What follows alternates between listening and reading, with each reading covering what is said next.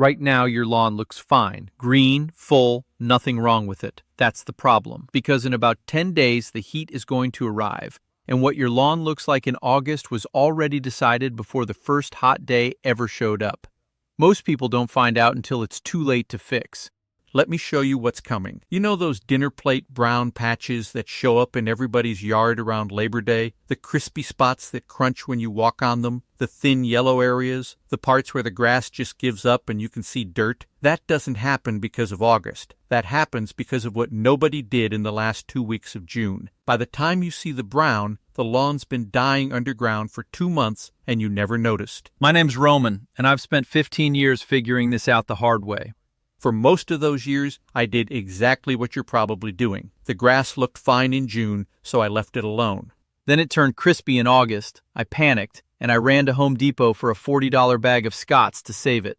It never worked. You can't save a lawn in August. The damage is already done. Here's why, and this is the part nobody explains. The villain in this whole story is the heat, and it doesn't kill your lawn the way you'd think. It doesn't burn the grass from the top. It attacks from underneath, and it does it before you feel a single hot day. The grass you're looking at right now spent all spring-growing roots down into cool, moist soil. That root system is the lawn's entire water supply for the summer. The deeper the roots, the more water the grass can reach when the ground dries out. Then the heat arrives. The day the soil crosses about 70 degrees, the grass stops growing and goes into survival mode. And here's the brutal part, it can't grow new roots in the heat. Whatever roots it has the day that switch flips is all it gets for the rest of the summer. There's no second chance. So a lawn with shallow roots hits July, the topsoil bakes out, the roots can't reach the water deeper down, and the grass starves from below while still looking green on top for a week or two. Then it browns out all at once, and that's the Labor Day disaster everybody blames on the weather. So the deep, drought-proof lawn that shrugs off an August dry spell isn't built in August. It's built right now, in the last 10 days of cool soil, before the heat slams the window shut. That's the window. And the good news is, it costs almost nothing to do it right. 3 things, one Saturday morning, and not one of them comes from the lawn aisle at Home Depot. Stick around, because by the end of this, you'll know exactly what to do in these 10 days. And I'm going to show you why the company you've probably been buying from is actually more profitable when your lawn dies than when it lives. There's a federal court case behind that sentence, and I'll get to it. So here's what to do with the window, starting with the most important job, feeding the roots one last time before that switch flips. This is the single most valuable thing you'll do for your lawn all year, and it's the one the 4-step program at the store is designed to make you forget about. You want to give the roots one big drink of nitrogen now while they're still growing, so they pull it down deep before they go dormant. That stored nitrogen is what powers the lawn through the summer and gives you a thick green spring next year without lifting a finger. Now the store will sell you a bag with a sun on the front for exactly this, around $30. Flip that bag over and read the back. The nitrogen comes from something called urea. That same urea sits in a 50-pound bag at a place called Site 1 Landscape Supply for about $40, except that one bag covers 4 or 5 feedings instead of one. There's a Site 1 in just about every suburb in America. The parking lot's full of landscaper trucks, and nobody on your block knows it's there. Same exact ingredient, a fraction of the price, because you're not paying for the TV commercials and the fancy packaging. Putting it down is simple. Set your spreader to about the middle setting, walk it across the lawn one direction, then walk it again the other direction so you don't end up with stripes, and water it in within a day. If you've never used straight urea before, just do your first pass at about 3/4 strength so you can see how your lawn reacts before you give it the full amount. There's no prize for overdoing it and burning the grass on the first try. The second job is the one that quietly decides what August looks like, the grubs. These are little white C-shaped beetle larvae that live in the soil and eat your grass roots from underneath. They hatch right when the soil hits that 70-degree mark, the exact same week your grass goes dormant. A normal yard can hatch tens of thousands of them in a 2-week stretch, and they're chewing your roots from below at the precise moment the heat is stressing the grass from above. You'll never see them. What you'll see is skunks tearing up your yard at night in August, digging for a meal. The skunks aren't the problem, they're the receipt for a problem you already had. The store sells a grub product for around $42 that covers 5,000 feet. The ingredient that actually does the work is one whose patent expired years ago, which means the generic version is now sitting at Site 1 at more than double the strength, and one bag covers 5 times the area for about $60 to $80. Same chemistry, way more of it, way cheaper. And the best part, one application now protects your lawn for about 4 months straight through October. The reminder you'll get in the mail to reapply isn't for your lawn's sake, it's for theirs. The third job is making sure the water you give it actually gets down to the roots. Here's something most people never realize. Dry summer soil can turn water repellent. The ground gets so dry and hard that water beads off the top and runs straight into the street like rain off a waxed car. You run the sprinkler for an hour, and a third of it never even reaches the roots. The fix is something called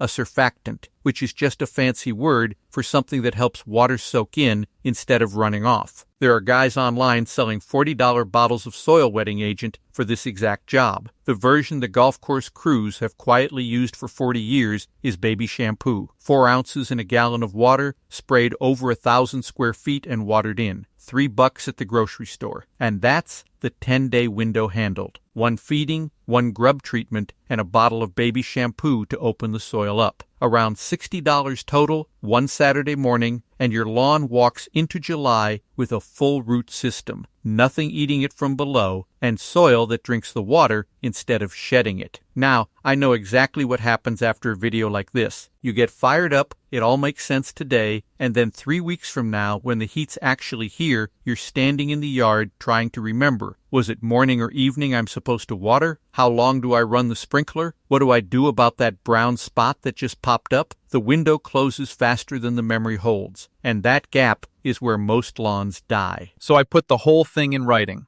I wrote a short, plain English field guide called the Dormant Season Playbook, the exact calendar a golf course pro runs, rewritten for a regular backyard. What to buy, where to get it, how much to use, and the precise week to put it down, from this 10-day window all the way through the fall feeding that sets up next spring. No guessing in the driveway in the middle of July. The link's down below if you want it. It's there for you.